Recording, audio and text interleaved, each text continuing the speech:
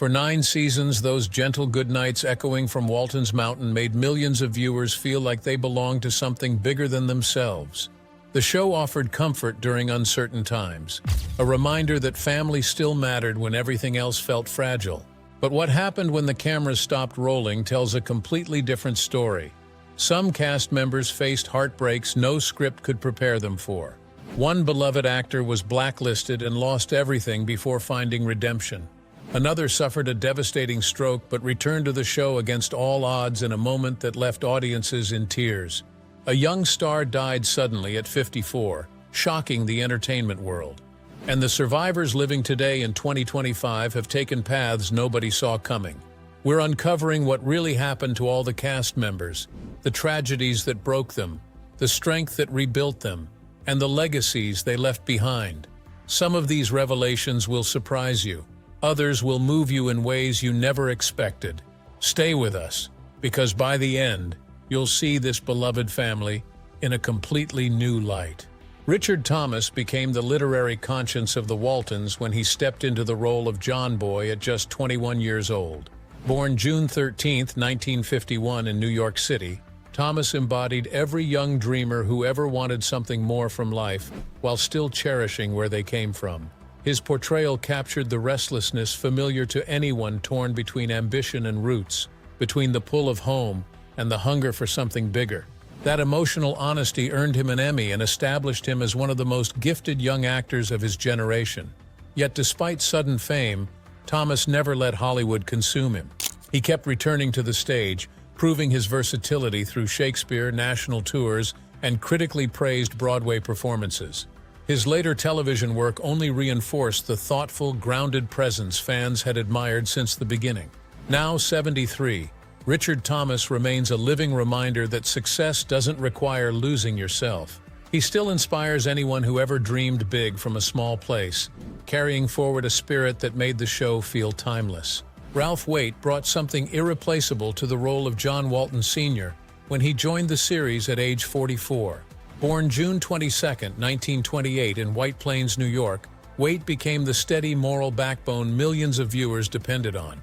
His deep voice and unpretentious warmth captured the quiet dignity of Depression-era fathers, men who carried more weight than they ever admitted, yet guided their families with compassion and unwavering responsibility. But that authenticity came from somewhere painfully real. Before finding success as an actor, Waite endured the unimaginable loss of his young daughter, a tragedy that deepened every tender moment he brought to the screen. That grief shaped the emotional truth in his performance, making John Walton feel less like a character and more like the fathers and grandfathers many Americans remembered from difficult times. Beyond acting, Waite channeled that same sense of justice into political activism, driven by principles that resonated in his screen persona. He continued working well into his later years, always bringing sincerity to new generations of viewers. Ralph Waite passed away on February 13, 2014 at age 85, leaving behind not just a body of work but a legacy of integrity that television has struggled to match since. Michael Learns stepped into an impossible challenge when she took on Olivia Walton at just 33 years old. Born April 9, 1939 in Washington, D.C., she was a relatively young actress portraying the mother of 7 in a family rooted deeply in Depression-era America. Yet somehow, Learned carried the role with emotional maturity that resonated immediately with viewers. She embodied the quiet perseverance, tenderness, and inner resolve familiar to generations of American mothers, women who sacrificed daily, often silently, to hold their families together when the world outside felt uncertain and unforgiving. Her portrayal of Olivia's struggles captured illness, grief, discipline, faith, and the fierce, unconditional love that defined the character, displaying a depth that earned her 3 Emmy Awards. But the performance came with hidden costs. Off-screen, Learned faced her own battles with alcoholism, a struggle she would later discuss openly to help others facing similar darkness. Her willingness to share that journey only strengthened the admiration audiences felt for her. She continued a successful career in stage and television long after the show ended, proving her versatility through diverse roles. Now 85, Michael Learned remains a cherished figure in American television history. remembered not just for warmth, but for the depth of soul and quiet strength that continue to define her legacy. Earl Hamner Jr. gave the Waltons something no other creator could have provided: his own heart. Born July 10, 1923 in Schuyler, Virginia, Hamner was 49 when he began narrating the series he created, transforming memories of his Depression-era childhood into one of the most beloved American dramas ever made. His warm, Virginia-born voice wrapped each episode in comfort, wisdom, and the kind of quiet faith older generations still treasure.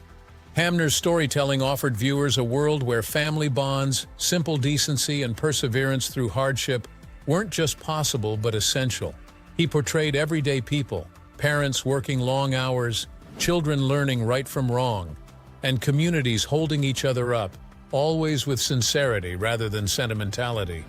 That authenticity became the beating heart of the show, shaping its reputation as a sanctuary of kindness in a rapidly changing world. Beyond the series, Hamner remained a prolific writer, contributing novels, radio dramas, and other television projects, always grounding his work in humanity and the quiet beauty of ordinary life. Earl Hamner Jr. passed away on March 24, 2016 at age 92. But his legacy endures in the generations of viewers who continue finding solace and hope in the stories he left behind. Will Geer brought more than just acting talent when he joined the Waltons at age 70. Born March 9, 1902 in Frankfort, Indiana, Geer embodied the warm, wise, and mischievous spirit of Grandpa Zeb with his booming laugh, love for nature, and gentle teasing that brought joy and stability to the mountain. But his path to that role was anything but simple. During the 1950s McCarthy era, Geer's refusal to testify before the House Un-American Activities Committee led to his blacklisting from Hollywood, forcing him away from the screen and back to the stage. Rather than giving up, he poured everything into community theater and activism, eventually founding what would become the Will Geer Theatricum Botanicum, an outdoor theater still thriving today. His later return to television through the Waltons became a powerful testament to resilience and conviction. Geer's performance carried the weight of a man who had lived fully, fought for his beliefs, and found peace in simple joys. His own life was as colorful as the character he portrayed, rooted in activism, folk music, and a lifelong devotion to the arts. Then tragedy struck unexpectedly. Will Geer passed away on April 22, 1978 at age 76. Shortly after filming wrapped for the season. The cast's heartfelt grief and the show's tender farewell to Grandpa Zeb remain among the most moving moments in television history, cementing his legacy as one of its most beloved elders. Ellen Corby brought decades of Hollywood perseverance to the role of Grandma Esther when she joined the series at 61. Born June 3, 1911 in Racine, Wisconsin, Corby had worked her way up from studio script assistant to become one of the industry's most respected character actresses. Her sharp wit, gentle scolding, and unwavering moral compass made Esther the family's guiding force, someone whose values and love shaped the Walton children as surely as any lesson taught at school. Then in 1976, disaster struck. Corby suffered a severe stroke, an event that transformed both her life and the series. Many assumed she would retire, that the physical toll would be too much. Yet with remarkable determination that mirrored the character she played, Corby returned to the show the following year. Her speech was affected, her mobility visibly impaired, but her spirit remained fully intact. Viewers watched with deep admiration as she continued portraying Esther with the same dignity and emotional truth, offering a moving reflection of aging, recovery, and the quiet bravery required to carry on. That moment resonated powerfully with audiences, many of whom were facing similar challenges with their own aging family members. Ellen Corby passed away on April 14, 1999 at age 87, leaving behind a portrait of resilience that reminds audiences of the quiet strength found in mothers and grandmothers who shaped America's past. Joe Conley became the dependable heart of Walton's Mountain when he took on the role of storekeeper Ike Godsey at age 44. Born March 3, 1928 in Buffalo, New York, Conley portrayed the kind of shopkeeper every small town once depended on, a man who knew everyone, listened to everyone, and cared deeply about the community around him. His warm smile and gentle humor captured the spirit of rural America, where a general store was more than just business. It was the gathering place for stories, troubles, and neighborly kindness. Off-screen, Conley balanced his Hollywood career with shrewd business instincts, becoming a successful real estate investor who maintained a grounded personal life far from the spotlight. But his later years brought their own struggles. He faced a difficult battle with dementia before passing away on July 7, 2013, at age 85. His portrayal of Ike remains a treasured memory for fans who grew up knowing someone just like him, a reminder of when communities were held together by people who genuinely cared. John Walmsley was just 16 when he brought Jason Walton to life, yet his natural musicality shaped some of the show's most unforgettable moments. Born February 6, 1956 in Blackburn, England, before his family settled in California, Walmsley offered a quiet sensitivity and gentle presence that captured a young man searching for his path in a world defined by struggle and hope. Through Jason's guitar, audiences were reminded of music's healing power during difficult times, a message that resonated deeply with families who had endured the Depression era. After the Waltons, Walmsley stayed true to that calling, building a career as a singer, songwriter, and session musician working alongside major artists. Now 69, he remains a beloved living connection to Walton's Mountain, remembered not just for acting, but for the authenticity and heart he brought to every performance. Mary Elizabeth McDonough carried emotional weight far beyond her years when she joined the cast at just 11.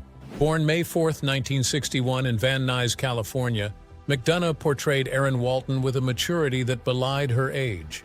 Viewers watched Erin navigate childhood uncertainty into the bittersweet challenges of young womanhood, dealing with heartbreak, identity struggles, ambition, and resilience.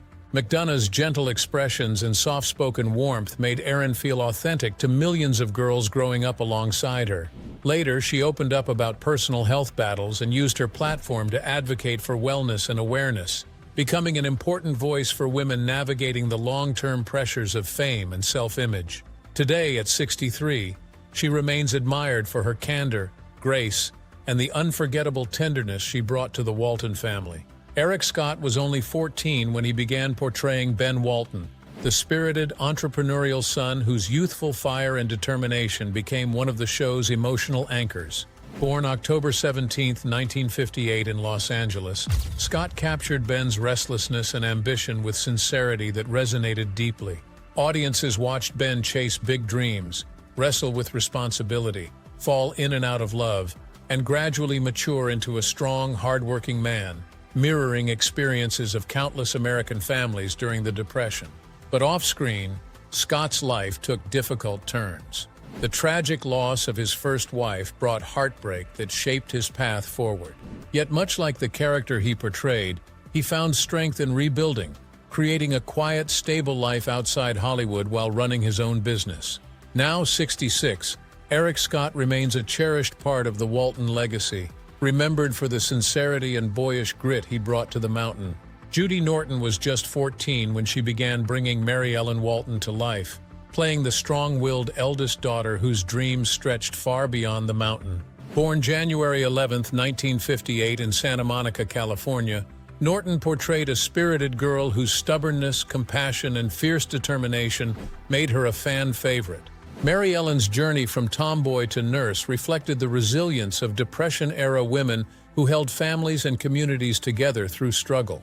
Norton's performance captured that spirit beautifully, showing a young woman stepping into adulthood with both courage and vulnerability. Beyond the Waltons, she continued acting, directing, and appearing on stage while openly discussing the emotional challenges of growing up in the public eye. Today, at 67, Norton remains active, grateful, and deeply connected to fans, still remembered for the fire and heart she brought to Mary Ellen. David W. Harper brought quiet sweetness to Jim Bob Walton when he joined the cast at just 11 years old. Born October 4, 1961 in Abilene, Texas, Harper portrayed the dreamy, mechanically gifted youngest son searching for his place in a big family and uncertain world. His character reflected the hopes and struggles of Depression-era youth drawn to aviation, engineering, and dreams beyond the mountain. Off-screen, Harper lived a private, soft-spoken life, stepping away from Hollywood after the series to pursue education and humble work far from fame. He also faced personal hardships, including the loss of his mother during the show, an emotional burden he carried quietly. Now 63, he leads a peaceful, reflective life, remembered fondly by fans for his gentle spirit and the authenticity he brought to Jim Bob. Cammy Cotler was only 7 when she first appeared as Elizabeth Walton, the bright-eyed youngest daughter whose natural innocence made her feel like the heart of the mountain. Born June 17, 1965 in Long Beach, California, Cotler carried a sweetness that reminded audiences of the fragile joys of youth during hard times. Viewers watched her grow from a curious little girl into a thoughtful young woman, a transformation that mirrored the childhoods of millions who grew up alongside her. As an adult, Cotler stepped away from Hollywood entirely, devoting herself to education and becoming a teacher, then later a school administrator. Now 59, she remains beloved by fans and warmly connected to the Walton community, cherishing the legacy of a childhood role that shaped her life and touched generations. Before he became a household name on Three's Company, John Ritter appeared on the Waltons as the earnest young Reverend Matthew Fordwick. Born September 17, 1948 in Burbank, California, Ritter was just 24 when he brought youthful sincerity to the role, portraying a nervous newcomer growing into a thoughtful, compassionate community leader. His gentle humor, open heart, and quiet determination echoed the kindness Ritter carried throughout his life. The Waltons helped showcase qualities that would later define his career: impeccable comedic timing balanced with genuine warmth and emotional truth. Off-screen, Ritter was widely admired for his generosity, humility, and devotion to family. Then tragedy struck without warning. John Ritter passed away suddenly on September 11, 2003 at age 54 from an undetected aortic dissection, shocking fans and the entertainment world alike. His legacy endures through his children, charitable work, and the countless people uplifted by his humor and spirit. Ronnie Claire Edwards joined the series at age 42 as Corabeth Godsey, Ike's genteel, eccentric, and wonderfully dramatic wife. Born February 9, 1933 in Oklahoma City, Oklahoma, Edwards brought theatrical richness to a character whose prim manners, lofty expectations, and delicate pride embodied a kind of Southern womanhood rarely portrayed with such humor and compassion. Her struggles with identity, loneliness, and self-worth resonated with viewers who recognized pieces of their own experiences reflected back at them. Off-screen, Edwards led a vibrant life as a writer, performer, and preservationist, even transforming an old schoolhouse into her personal residence and creative sanctuary. She passed away on June 14, 2016 at age 83, leaving behind a legacy of charm, wit, and memorable character work that brought elegance and depth to the Waltons. Mary Jackson was 51 when she stepped into the role of Emily Baldwin, the gentler, more wistful half of the beloved Baldwin sisters. Born November 22, 1910 in Milford, Michigan, Jackson brought refined manners and a warm smile that added authenticity to the show's portrayal of bygone Southern gentility. Emily's romantic longing for Ashley Longworth and the delicate heartache she carried over his absence became one of the series' most tender recurring threads. Before turning to acting later in life, Jackson was an accomplished academic and teacher, bringing years of observation and quiet wisdom to every performance. She passed away on December 10, 2005 at age 95, her work standing as a reminder of the emotional depth found in characters often dismissed as simple, revealing instead the aching humanity beneath them. Helen Klebe was 65 when she took on the role of Mamie Baldwin, the sterner, more outspoken sister of the Baldwin duo. Born January 6, 1907 in Minota, Washington, Klebe's sharp delivery, dignified posture, and unwavering devotion to family heritage helped make the sisters iconic. Mamie's firm beliefs and loyal love for tradition became a symbol of an older South grappling with change. Klebe herself enjoyed an exceptionally long career across radio, film, and television, recognized for her precision and quiet comic timing. She weathered Hollywood's lean years with characteristic grit, taking small roles that slowly built into a respected body of work. Helen Klebe passed away on December 28, 2003 at age 96, leaving behind a legacy of craftsmanship and grace that continues warming the hearts of longtime fans. The years may fade, but the spirit of the Waltons continues touching new generations. Tom Bauer, who portrayed Dr. Curtis Willard with sincerity and dedication, passed away on May 30th, 2024 at age 86, leaving behind memories of a physician who embodied small-town medicine's quiet heroism. Robert Donner brought mischievous joy as Yancey Tucker before his passing in 2006 at age 75. Nora Marlowe's kind-hearted portrayal of Mrs. Brimmer ended unexpectedly in 1977 at age 62. Louis Arquette's portrayal of J.D. Pickett showed a flawed but deeply human man before he passed in 2001 at age 65. Each actor, those still with us and those gone, shaped a piece of American television history that refuses to fade.